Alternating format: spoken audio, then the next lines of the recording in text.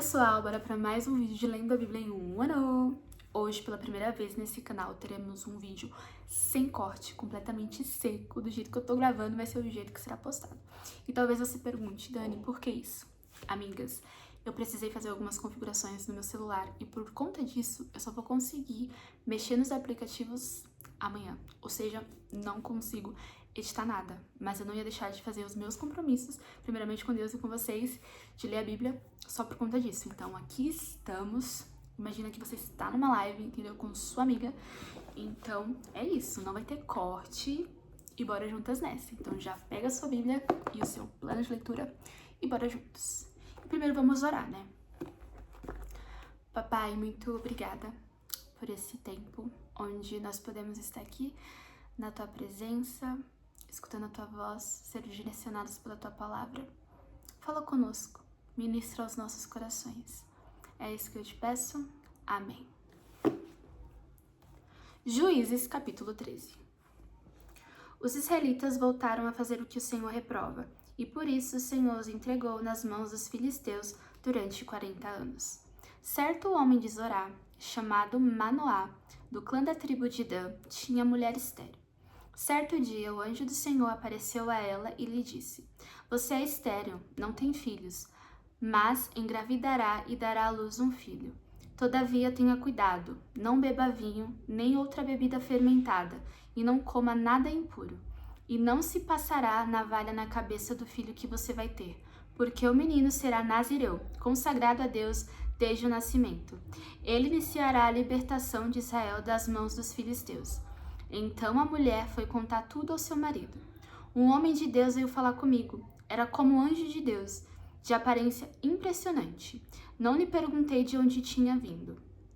E ele não me disse o seu nome, mas ele me assegurou: Você engravidará e dará à luz um filho.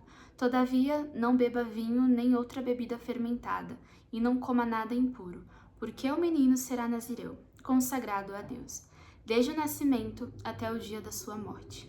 Então Manoá orou ao Senhor: Senhor, eu te imploro que o homem de Deus que enviaste volte para nos instruir sobre o que fazer com o menino que vai nascer. Deus ouviu a oração de Manoá, e o anjo de Deus veio novamente falar com a mulher, quando ela estava sentada no campo. Manoá, seu marido, não estava com ela, mas ela foi correndo contar ao marido: O homem que me apareceu outro dia está aqui. Manoá levantou-se e seguiu a mulher. Quando se aproximou do homem, perguntou: Fostes tu que falaste com a minha mulher? Sim, disse ele. Quando as tuas palavras se cumprirem, Manoá perguntou: Como devemos criar o menino? O que ele deverá fazer? O anjo do Senhor respondeu: Sua mulher terá que seguir tudo o que eu ordenei a você. Ela não poderá comer nenhum produto de videira, nem vinho ou bebida fermentada, nem comer nada impuro. Terá que obedecer a tudo que ordenei a você. Manoá disse ao anjo do Senhor: Gostaríamos que ficasse conosco. Queremos oferecer-te um cabrito. O anjo do Senhor respondeu: Se eu ficar, não comerei nada. Mas, se você preparar um holocausto, ofereça-o ao Senhor. Manoá não sabia que ele era o anjo do Senhor. Então Manoá perguntou ao anjo do Senhor: Qual é o teu nome? Para que te prestamos homenagem quando se cumprir a tua palavra? Ele respondeu: Por que pergunta o meu nome? Meu nome está além do entendimento. Então Manoá apanhou um cabrito e a oferta de cereal e os ofereceu ao Senhor, sobre uma rocha. E o Senhor fez algo estranho enquanto Manoá e sua mulher observavam. Quando a chama do altar subiu ao céu, o anjo do Senhor subiu na chama. Vendo isso, Manoá e sua mulher prostraram-se com o rosto em terra, como o anjo do Senhor. Não voltou a manifestar-se a Manoá e a sua mulher. Manoá percebeu que era o anjo do Senhor. Sem dúvida vamos morrer, disse a mulher, pois vimos a Deus. Mas a mulher respondeu: Se o Senhor tivesse a intenção de nos matar, não teria aceitado o holocausto e a oferta de cereal das nossas mãos. Não nos teria mostrado todas essas coisas e não nos teria revelado o que agora nos revelou. A mulher deu à luz um menino e pôs-lhe o nome de Sansão. Ele cresceu e o Senhor o abençoou, e o Espírito de Deus começou a agir nele quando ele se achava em Manaedã, entre Zorá e Estaol. Normalmente, quando eu termino o capítulo, eu gosto de grifar as partes que me chamou bastante atenção, que eu quero meditar depois. Isso é uma parte que vocês não veem, mas agora irá aparecer nesse vídeo. Aqui meu lápis de cor.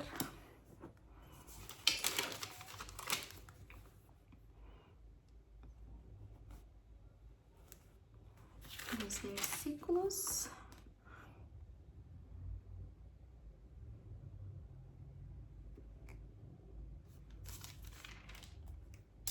Isso. Capítulo 14.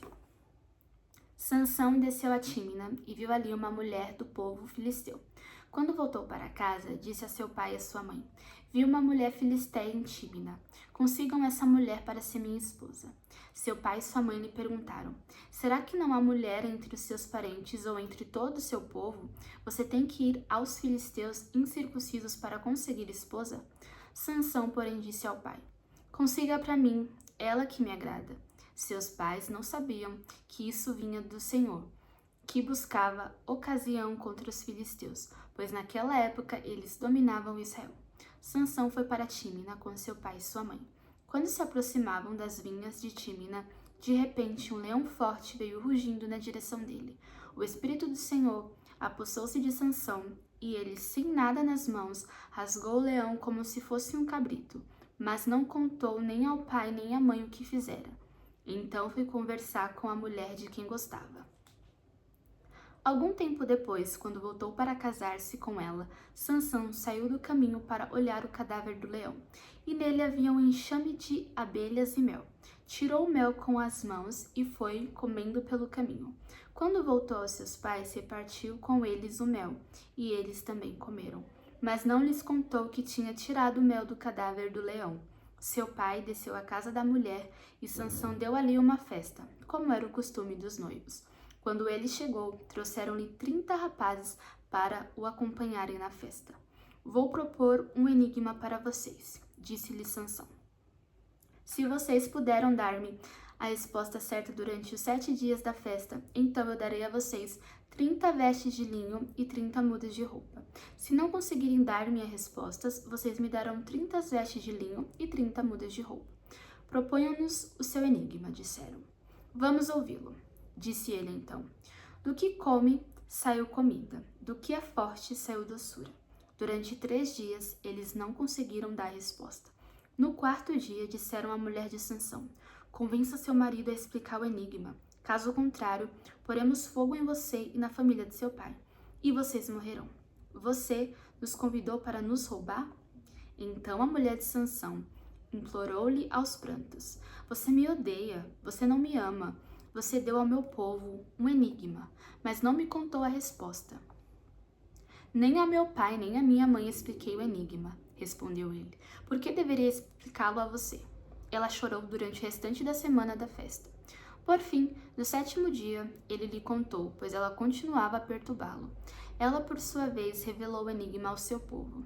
Antes do pôr do sol do 7º dia, os homens da cidade vieram lhe dizer: O que é mais doce que o mel? O que é mais forte que o leão? Sansão lhes disse: Se vocês não tivessem arado com a minha novilha, não teriam solucionado meu enigma.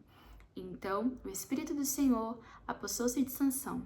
Ele desceu a Ascalon, matou 30 homens, pegou as suas roupas e as deu aos que tinham explicado o enigma. Depois, enfurecido, foi para a casa do seu pai, e a mulher de Sansão foi dada ao amigo que tinha sido o acompanhante dele no casamento. Gente, é babado, né?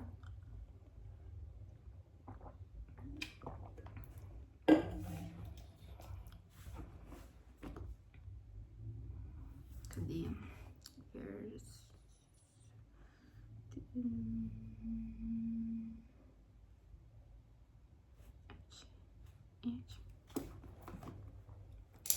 Capítulo 15. Algum tempo depois, na época da colheita do trigo, Sansão foi visitar a sua mulher e levou-lhe um cabrito. Vou ao quarto da minha mulher, disse ele, mas o pai dela não quis deixá-lo entrar. Eu estava tão certo de que você a odiava, disse ele, que a dei ao seu amigo. A sua irmã mais nova não é mais bonita? Fique com ela no lugar da irmã. Sansão lhe disse: Desta vez ninguém poderá me culpar quando eu acertar as contas com os filisteus. Então saiu, capturou 300 raposas e as amarrou-as aos pares da cauda. Depois prendeu uma tocha em cada par de caudas, acendeu as tochas e soltou as raposas no meio das plantações dos filisteus. Assim ele queimou os feixes, o cereal que iam colher e também as vinhas e os olivais. Os filisteus perguntaram: quem fez isso? Responderam-lhes: foi Sansão, o genro do Timnita, porque a sua mulher foi dada ao seu amigo. Então os filisteus foram e queimaram a mulher e seu pai. Sansão lhes disse: já que fizeram isso, não sossegarei enquanto não me vingar de vocês. Ele os atacou sem dó nem piedade e fez terrível matança. Depois desceu e ficou numa caverna da rocha de Etã. Os filisteus foram para Judá e lá acamparam, espalhando-se pelas proximidades de Lei. Os homens de Judá perguntaram: por que vocês vieram lutar contra nós? Eles responderam: queremos levar Sansão amarrado para tratá-lo como ele nos tratou.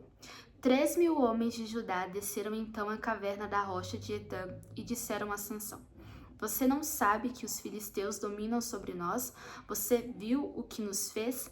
Ele respondeu: fiz a eles apenas o que eles me fizeram. Disseram-lhe: viemos amarrá-lo para entregá-lo aos filisteus. Sansão disse: jurem-me que vocês mesmos não me matarão. Certamente que não, responderam. Somente vamos amarrá-lo e entregá-lo nas mãos deles. Não o mataremos. E o prenderam com 2 cordas novas e fizeram sair da rocha. Quando ia chegando a Lei, os filisteus foram ao encontro deles aos gritos. Mas o Espírito do Senhor apossou-se dele. As cordas em seus braços se tornaram como fibra de linho queimada, e os laços caíram das suas mãos. Encontrando a carcaça de um jumento, pegou a queixada e com ela matou 1.000 homens. Disse ele então: com uma queixada de jumento fiz dele montões. Com uma queixada de jumento matei 1.000 homens. Quando acabou de falar, jogou fora a queixada e o local foi chamado de Ramat-Lei. Sansão estava com muita sede e clamou ao Senhor: deste pela mão de teu servo esta grande vitória. Morrerei eu agora de sede para cair nas mãos dos incircuncisos? Deus então abriu a rocha que há em Lei e dela saiu água. Sansão bebeu, suas forças voltaram e ele recobrou o ânimo. Por esse motivo, essa fonte foi chamada de En-Hakkore e ainda lá está, em Lei. Sansão liderou Israel durante 20 anos no tempo do domínio dos filisteus.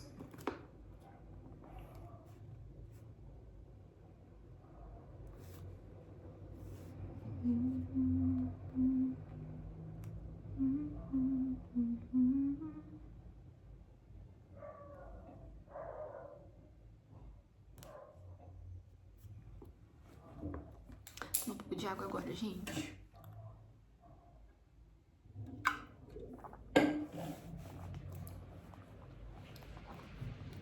Capítulo 16. Certa vez, Sansão foi a Gaza, viu ali uma prostituta e passou a noite com ela. Disseram ao povo de Gaza: Sansão está aqui. Então cercaram o local e ficaram à espera dele a noite toda, junto à porta da cidade. Não se moveram a noite inteira, dizendo: ao amanhecer o mataremos.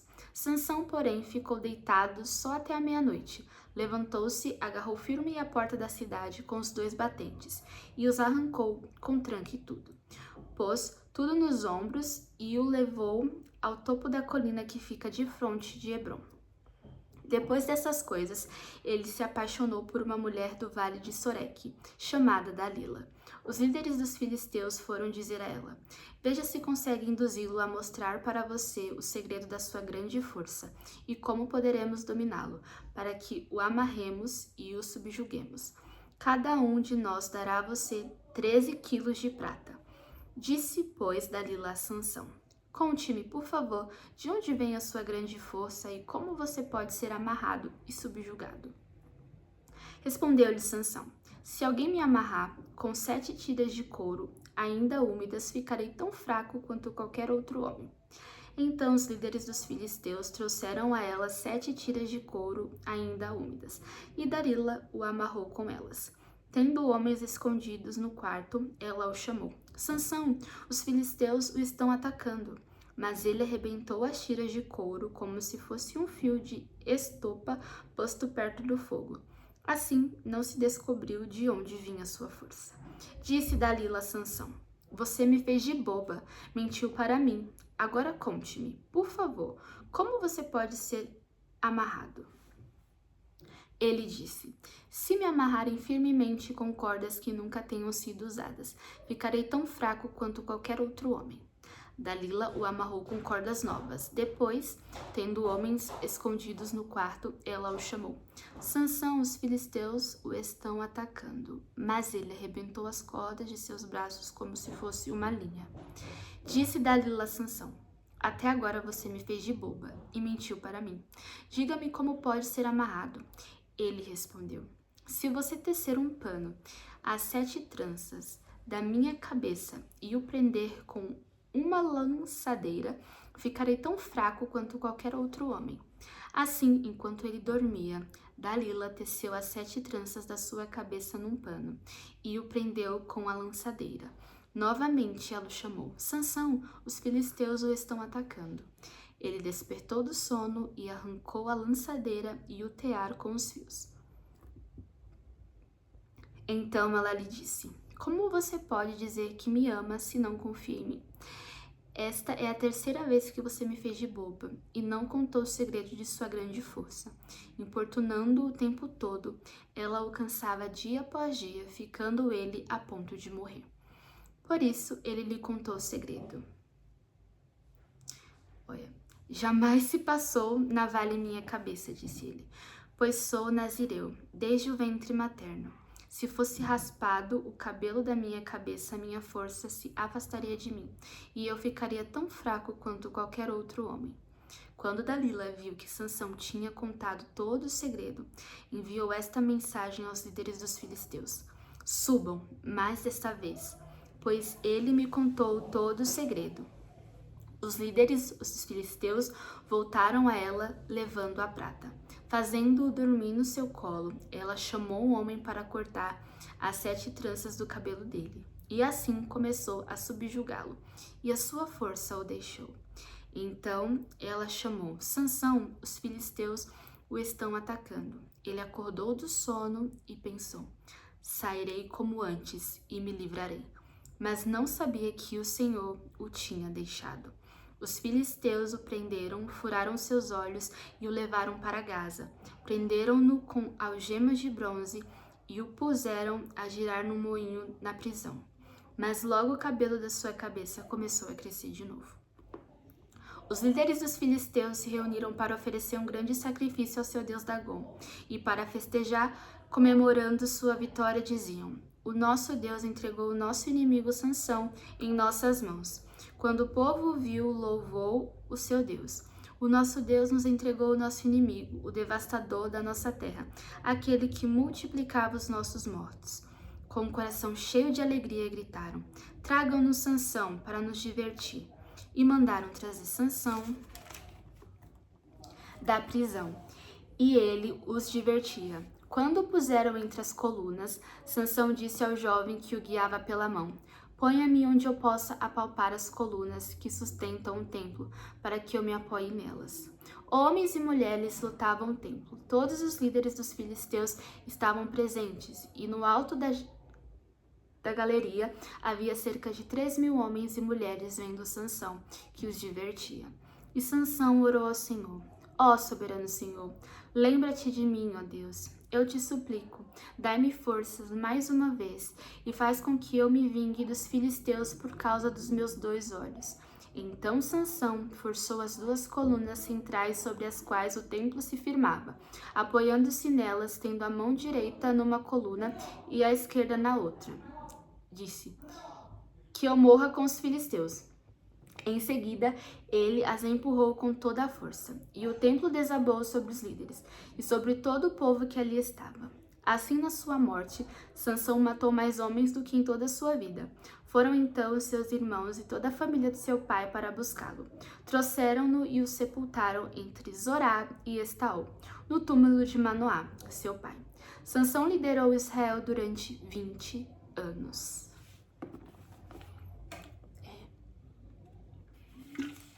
É forte.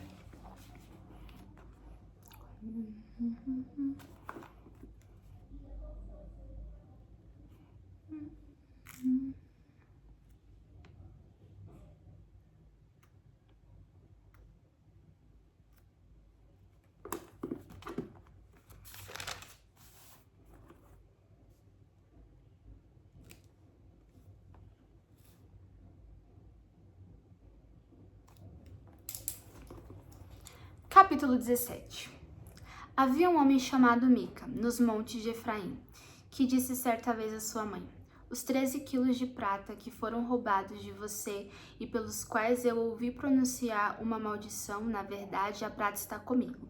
Eu a peguei, disse-lhe sua mãe. O Senhor o abençoe, meu filho. Quando ele devolveu os 13 quilos de prata à mãe, ela disse: consagro solenemente a minha prata ao Senhor, para que o meu filho faça uma imagem esculpida e um ídolo de metal. Eu a devolvo a você.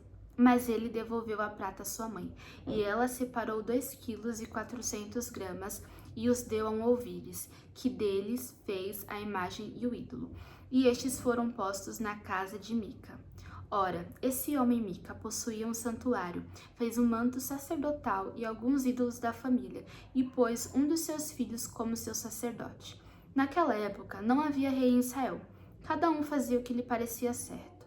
Um jovem levita de Belém de Judá, procedente do clã de Judá, saiu daquela cidade em busca de outro lugar para morar. Em sua viagem chegou à casa de Mica, nos montes de Efraim. Mica lhe perguntou: de onde você vem? Sou levita, de Belém de Judá, respondeu ele. Estou procurando lugar para morar. Fique comigo, disse-lhe Mica. Seja meu pai sacerdote e eu darei a você 120 gramas de prata por ano, roupas e comida. O jovem levita concordou em ficar com Mica e tornou-se como um de seus filhos. Mica acolheu o levita e o jovem se tornou seu sacerdote e ficou morando em sua casa. E Mica disse: agora sei que o Senhor me tratará com bondade, pois esse levita se tornou meu sacerdote. Capítulo 18. Naquela época, não havia rei em Israel, e a tribo de Dan estava procurando um local onde se estabelecer, pois ainda não tinha recebido herança entre as tribos de Israel. Então enviaram 5 guerreiros de Zorá e de Estaol para espionarem a terra e explorá-la. Esses homens representavam todos os clãs da tribo. Disseram-lhes: vão, explorem a terra. Os homens chegaram aos montes de Efraim e foram à casa de Mica, onde passaram a noite. Quando estavam perto da casa de Mica, reconheceram a voz do jovem levita. Aproximaram-se e lhe perguntaram: quem o trouxe para cá? O que você está fazendo neste lugar? Por que você está aqui? O jovem lhe contou o que Mica fizera por ele e disse: ele me contratou e eu sou seu sacerdote. Então eles lhe pediram: pergunte a Deus se a nossa viagem será bem-sucedida. O sacerdote lhes respondeu: vão em paz, sua viagem tem a aprovação do Senhor. Os 5 homens partiram e chegaram a Laís, onde viram que o povo vivia em segurança, como os sidônios, despreocupado e tranquilo, e gozava prosperidade, pois a sua terra não lhe deixava faltar nada. Viram também que o povo vivia longe dos sidônios e não tinha relações com nenhum outro povo. Quando voltaram a Zorá e a Estaol, seus irmãos lhe perguntaram: o que descobriram? Eles responderam: vamos atacá-los. Vimos que a terra é muito boa. Vocês vão ficar aí sem fazer nada? Não hesitem em ir apossar-se dela. Chegando lá, vocês encontrarão um povo despreocupado e uma terra espaçosa que Deus pôs nas mãos de vocês, terra onde não falta coisa alguma. Então, 600 homens da tribo de Dan partiram de Zorá e de Estaol, armados para a guerra. Na viagem, armaram acampamento perto de Kiriat Jearim, em Judá. É por isso que até hoje o local a oeste de Kiriat Jearim é chamado de Manaedã. Dali, foram para os montes de Efraim e chegaram à casa de Mica. Os 5 homens que haviam espionado a terra de Laís disseram a seu irmão: vocês sabiam que numa dessas casas há um manto sacerdotal, ídolos da família, uma imagem esculpida e um ídolo de metal? Agora vocês sabem o que devem fazer. Então eles se aproximaram e foram à casa do jovem levita, à casa de Mica, e o saudaram. Os 600 homens de Dan, armados para a guerra, ficaram junto à porta. Os 5 homens que haviam espionado a terra entregaram e apanharam a imagem, o manto sacerdotal, os ídolos da família e o ídolo de metal. Enquanto o sacerdote e os 600 homens armados permaneciam à porta. Quando os homens entraram na casa de Mica e apanharam a imagem, o manto sacerdotal, os ídolos da família e o ídolo de metal, o sacerdote lhes perguntou: "Que é que estão fazendo?" Eles lhe responderam: "Silêncio, não diga nada. Venha conosco e seja nosso pai e sacerdote. Não será melhor para você servir como sacerdote uma tribo e um clã de Israel do que apenas a família de um só homem?" Então o sacerdote se alegrou, apanhou o manto sacerdotal, os ídolos da família e a imagem esculpida e se juntou à tropa. Pondo seus filhos, os seus animais e os seus bens na frente deles, partiram de volta. Quando já estavam a certa distância da casa, os homens que moravam perto de Mica foram convocados e alcançaram os homens de Dan. Como vinham gritando atrás deles, estes se voltaram e perguntaram a Mica: "Qual é o seu problema? Por que convocou os seus homens para lutar?" Ele respondeu: "Vocês estão levando embora os deuses que fiz e o meu sacerdote. O que me sobrou? Como é que ainda podem perguntar qual é o seu problema?" Os homens de Dan responderam: "Não discuta conosco, senão alguns homens de temperamento violento atacarão, e você e sua família perderão a vida." E assim os homens de Dan seguiram seu caminho, vendo que eles eram fortes demais para eles. Mica virou-se e voltou para casa. Os homens de Dan levaram o que Mica fizera e o seu sacerdote, e foram para Laís, lugar de um povo pacífico e despreocupado. Eles mataram todos ao fio da espada e queimaram a cidade. Não houve quem os livrasse, pois viviam longe de Sidom e não tinham relações com nenhum outro povo. A cidade ficava num vale que se estende até Bet-Reob. Os homens de Dan reconstruíram a cidade e se estabeleceram nela. Deram à cidade anteriormente chamada Laís o nome de Dan, em homenagem a seu antepassado Dan, filho de Israel. Eles levantaram para si o ídolo, e Jonatas, filho de Gerson, neto de Moisés, e os seus filhos foram sacerdotes da tribo de Dan, até que o povo foi para o exílio. Ficaram com o ídolo feito por Mica durante todo o tempo em que o santuário de Deus esteve em Siló.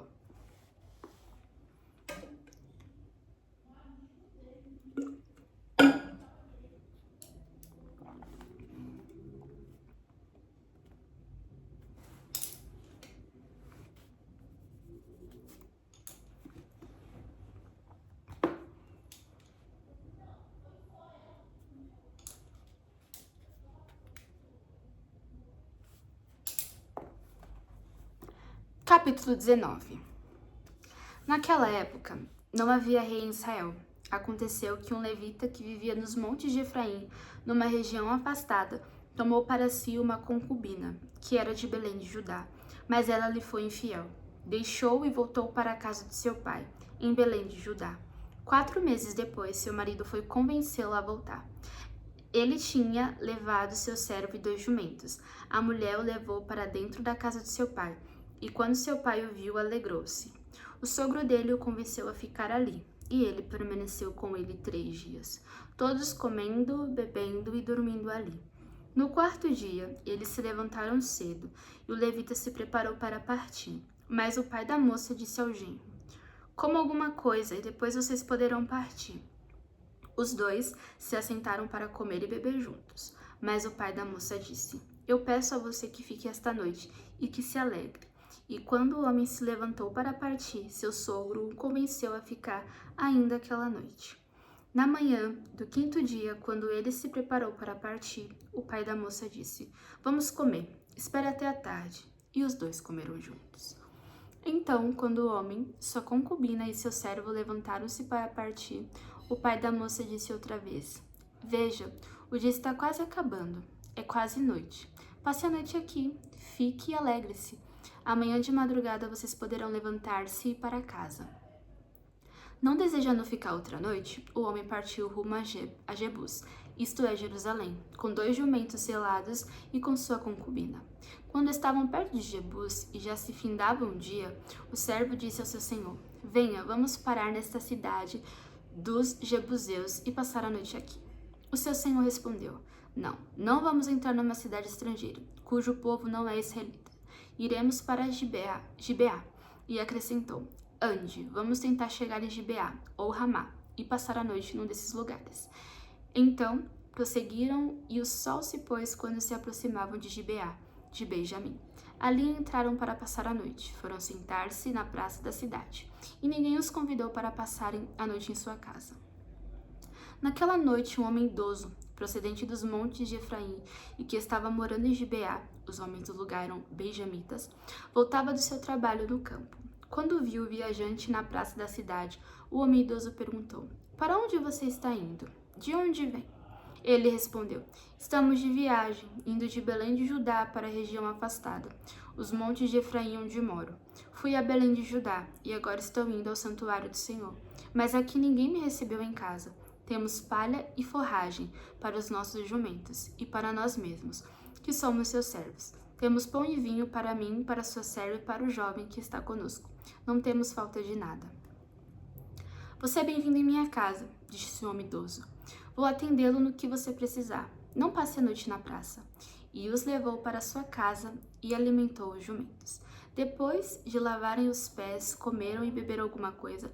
Quando estavam entretidos, alguns vadios da cidade cercaram a casa. Esmurrando a porta, gritaram para o homem idoso, dono da casa: Traga para fora o homem que entrou em sua casa para que tenhamos relações com ele. O dono da casa saiu e lhe disse: Não sejam tão perversos, meus amigos, já que esse homem é meu hóspede. Não cometam essa loucura. Vejam, aqui está minha filha virgem e a concubina do meu hóspede. Eu as trarei para você, e vocês poderão usá-las e fazer com elas o que quiserem. Mas nada façam com esse homem, não cometam tal loucura. Mas os homens não quiseram ouvi-lo. Então o levita mandou a sua concubina para fora, e eles a violentaram e abusaram dela a noite toda. Ai, que vontade de chorar. Ao alvorecer, a deixaram. Ao romper do dia, a mulher voltou para casa onde seu senhor estava hospedado. Caiu junto à porta e ali ficou até o dia clarear. Quando seu senhor se levantou de manhã, abriu a porta da casa e saiu para prosseguir a viagem. Lá estava sua concubina, caída à entrada da casa, com as mãos na soleira da porta. Ele lhe disse: Levante-se, vamos. Não houve resposta. Então o homem a pôs em seu jumento e foi para casa. Quando chegou, apanhou uma faca e cortou o corpo da sua concubina em 12 partes e a enviou a todas as regiões de Israel. Todos os que viram isso disseram: Nunca se viu nem se fez uma coisa dessa nessa cidade. Nunca se viu nem se fez uma coisa dessas desde o dia em que os israelitas saíram do Egito. Pensem, reflitam, digam o que se deve fazer. Já é desligar, gente, o costume. Agora, sei lá, eu te convido pra meditar sobre tudo aquilo que a gente tem aprendido, que a gente leu hoje, pra refletir mesmo, sabe? Eu sei que são muitos capítulos, mas vamos tirar esse tempo pra deixar essa palavra entrar dentro de nós. E agora vamos orar. Papai, muito obrigada por esse dia, por esse tempo, por essa palavra, que nós não venhamos apenas ler por ler, anotar por anotar, só para ter algo escrito na nossa Bíblia, deixar a estéril mais bonita, mas que essa palavra possa encontrar o nosso coração, encontrar espaço nas nossas vidas e que nós possamos ser transformados por essa verdade. Nos ajude a viver, a praticar e a melhorar para a tua glória. É isso que eu te peço. Amém. Bom, é isso, pessoal. Hoje foi um pouco diferente, com alguns barulhos e talvez com uma imagem um pouco duvidosa, mas vamos continuar firmes buscando o Senhor. E é isso. Vejo vocês domingo. Um beijo e tchau!